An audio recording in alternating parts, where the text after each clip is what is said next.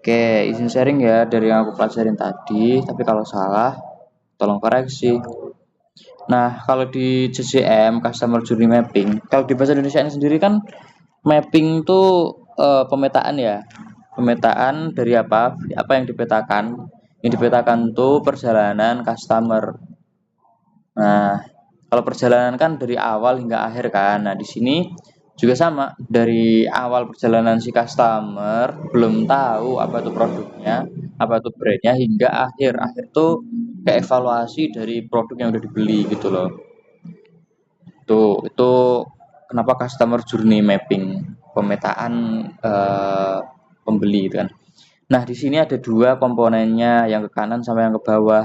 Yang ke kanan itu elemen-elemen langkah-langkahnya, stage 1, stage 2, 3, 4, ada 5, 6, ada banyak. Tapi yang umum yang sudah mencakup semuanya 4 tuh sudah mencakup semuanya hingga evaluasi atau hingga post purchase setelah pembelian kan. Dari sebelum mengetahui dari hingga setelah pembelian. Ini udah lengkap nih 4 aja. Kemudian dari yang kiri ini elemen strategi untuk si pebisnisnya atau kita sebagai POV pebisnis. Strategi apa yang perlu disiapkan untuk setiap stage-stage-nya atau setiap stage-stage-nya. Nah, langsung nih, ini contohnya dari Gemini AI ya. Nah,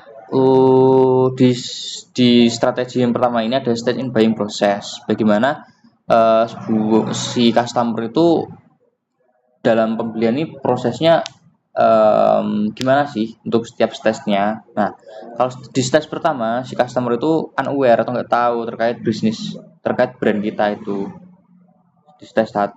Nah, kemudian di stage 2 itu udah aware karena udah pakai ini yang ke bawah. Nanti jelasinnya nanti. Di stage 2 ini udah aware, di stage 3 itu kalau udah aware itu cari supplier, cari mau milih ke brand mana gitu loh. Nah, tahap penentuan. Dan tahap keempat itu kan udah dibeli nih, udah nyari, udah dibeli. Tahap keempat itu feedback. Itu langkah pembeliannya atau stage pembeliannya di si customer.